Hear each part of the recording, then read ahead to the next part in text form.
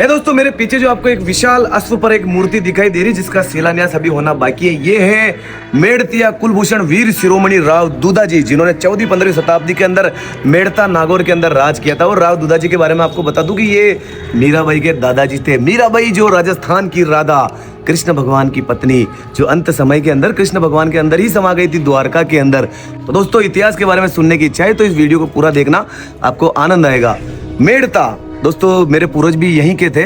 आज से 300-400 साल पहले मेरे पूर्वज यहाँ से मेवाड़ की तरफ चले गए थे रोजगार की तलाश में, और हम वहीं के होके रह गए। हमारा जन्म, हमारे रिश्तेदार सब उधर के ही हैं। दोस्तों, मीराबाई बचपन के अंदर इस महल में रहते थे। अब बचपन के अंदर उनके जो परिवार वाले थे कृष्ण भक्ति में लीन रहते थे। अब जिस घर के अंदर जिस भगवान की पूजा होती है वो बच्चे उसी को अपना आराध्य मानते हैं। हमारे घर के अंदर देवनारायण और तेजाजी महाराज को मानते हैं, तो हम देव जी और तेजाजी के भक्त ज्यादा है। भगवान सभी एक जैसे हैं, लेकिन एक श्रद्धा भाव, भक्ति भाव उधर रहता है। तो इस घर के अंदर कृष्ण भक्ति ज्यादा होती थी। राव दूधाजी कृष्ण भगवान के मंदिर रोज जाया करते थे और मीराबाई साथ में जाया करती थी। अब मीराबाई का बचपन कृष्ण मंदिर में जाते जाते निकल रहा था, शिक्षा भी हो रही थी।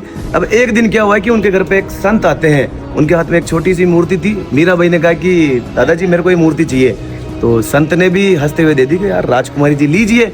अब वो मूर्ति के साथ खेलने लगे। कृष्ण भगवान को रोज नहलाना, लड्डू गोपाल जी, मीरा के गिरधर गोपाल, आप समझ रहे हैं।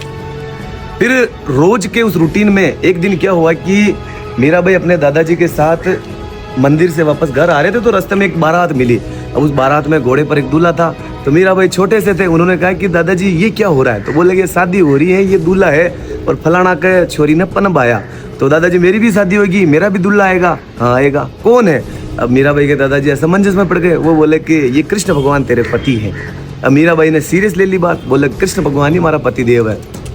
समय निकलता गया, मीराबाई की शादी हो गई मेवाड़ के अंदर राजा भोजराज के साथ, जो राणा सांगा के पुत्र थे। अब राजा भोजराज जी बिल्कुल सरल स्वभाव के थे। पत्नी बोले कि मेरे पति आप नहीं हो, मेरे पति तो कृष्ण भगवान है, मेरे लिए तो पुरुष ही कृष्ण भगवान है, बाकी सब लुगाया है, कृष्ण भगवान ही हमारे लिए पुरुष है, बस उनका मानना था मीराबाई का।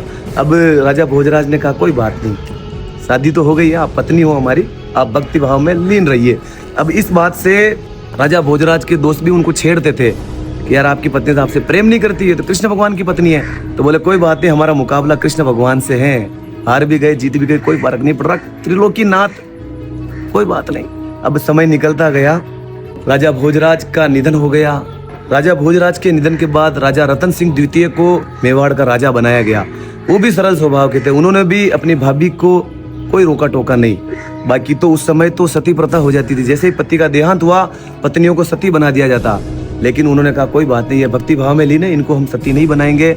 अब उस समय राजकुमारी बाहर भजन करने जा रही है, बहुत सारे सवाल भी उठे, लेकिन उन्होंने कहा कोई बात नहीं, हमारी भाभी कृष्ण भक्ति में लीन है, इनको रहने दो। कुछ समय निकला, उसके बाद राजा रतन सिंह जी द्वितीय का भी निधन हो गया। फिर विक्रमादित्य जी बने मेवाड़ के राजा, उन्होंने अपनी भाभी पर अत्याचार करना शुरू किया कि ये नहीं हो सकता, आप राजकुमारी हो, विधवा हो, आप राज परिवार से हो, ऐसे कैसे बाहर जाओगे? फिर भी उन्होंने कहा कि मैं तो कृष्ण भगवान की भक्ति में लीन ही रहूंगी। फिर एक समय क्या हुआ कि संत रैदास जी मेवाड़ में आए। अब मीराबाई को पता चला कि एक बहुत बड़े संत आए हैं, तो मीराबाई चले गए संत रैदास जी की कथा सुनने। तो विक्रमादित्य जी ने कहा कि ये हमारे समाज में बहुत नीचे वाले हैं, आप नहीं जाओगे। तो बोले कि नहीं, मेरे लिए सब बराबर है, जो भगवान की भक्ति कर रहा है मेरे लिए सब बराबर है। तो दोस्तों, उन्होंने उस समय सीख दी, एक तो सती प्रथा बंद होने की, एक पर्दा प्रथा बंद होने की, एक भगवान की भक्ति में लीन होने के लिए कोई जाति पाति का बंधन न हो, ऐसा उन्होंने उस समय प्रयास कर लिया था। फिर विक्रमादित्य जी जिद पे अड़ गए, उन्होंने उस समय जहर का प्याला भी भेजा, सांप का जहर भी भेजा, लेकिन मीराबाई जहर पीकर भी बोले कि भगवान तू ही है बस, और कुछ भी नहीं हुआ। फिर समय निकलता गया और मीराबाई को लगा कि यहाँ अब रहना सही नहीं है, तो मीराबाई वापस आ जाते हैं मेड़ता में। मेड़ता में उनका छोटा भाई जयमल यहाँ की गद्दी संभाल रहा था। तो जयमल को बोले कि भैया मेरे को तो द्वारका, मथुरा, वृंदावन, गोकुल, बरसाना, नंदगांव जाना है। अब जिस राजा की बहन कहेगी तो राजा क्यों मना करेगा, तुम भी तो राजकुमारी भाई। तो उनके साथ हाथी घोड़े सेना भेजकर वृंदावन भेज दिया। अब वो वृंदावन में गए तो वहाँ का जो ठाकुर जी का मंदिर है, वहाँ के संत थे, बोले कि अभी संत पूजा कर रहे हैं और वो लड़कियों को नहीं देखते थे, महिलाओं का अंदर एंट्री नहीं होती थी, बाद में भले आप पूजा करो। तो मीराबाई ने बोला कि मैं मेवाड़ की महारानी हूँ, ऐसा बोलो उनको। तो संत के जो सेवक है, संत के पास जाके बोलते कि महाराज जी ऐसे एक महारानी आई है। तो बोले कि मैं किसी भी महारानी के सामने झुकता नहीं हूँ, मैं ठाकुर जी का भक्त हूँ।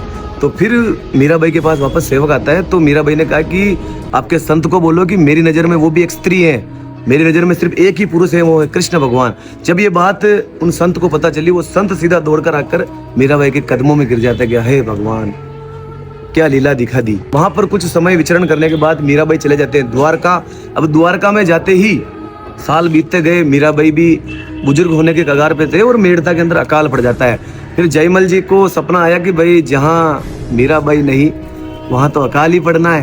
फिर जयमल जी ने अपनी सेना और अपने संतों को वहाँ भेजा।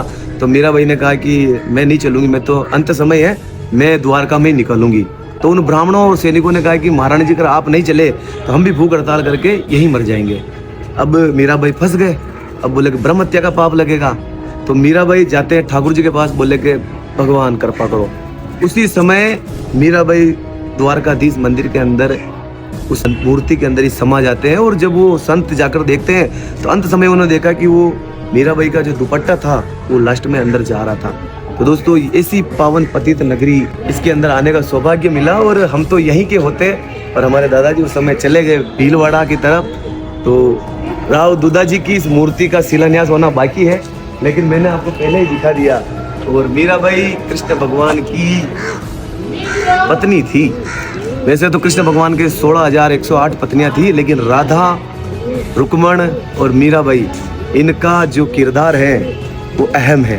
तो गर्व होता है कि आज हम इस जगह पे आए, राव दूधा जी का महल और वो सामने मीराबाई का मंदिर। तो भगवान ठाकुर जी की कृपा बनी रहे आप पे, और आप भी अगर ऐसी जगह पे आना चाहो तो आज जाजू। समय निकल तो जा रही हो, प्राण पके रुखदे उड़ जा लाखा ही नंगा न पड़े लिया। आनंद लो, भगवान की भक्ति में लीन रहो, भगवान का नाम लो, आनंद लो और पैसे कमाओ। एक नंबर से घर वालों की बात मानो, अपने माता पिता को लेकर यहाँ जरूर आना। आपके जो पॉजिटिविटी यहाँ फील होगी ना, तारीफ पे काबिल होगी। यार क्या समय रहा होगा, एक लड़की जिसने अपना सर्वस्व दे दिया कृष्ण भगवान को कि मैं तो आपकी हूँ, जबकि महलों वाली थी। और मीराबाई हमारे महाराणा प्रताप जी की काकीसा हुक्म। हाँ बोलो महाराणा प्रताप की जय, मीराबाई की जय, राजा भोजराज की जय, कृष्ण कन्हैया लाल की जय, जय जय राजस्थान, जय जय मेड़ता।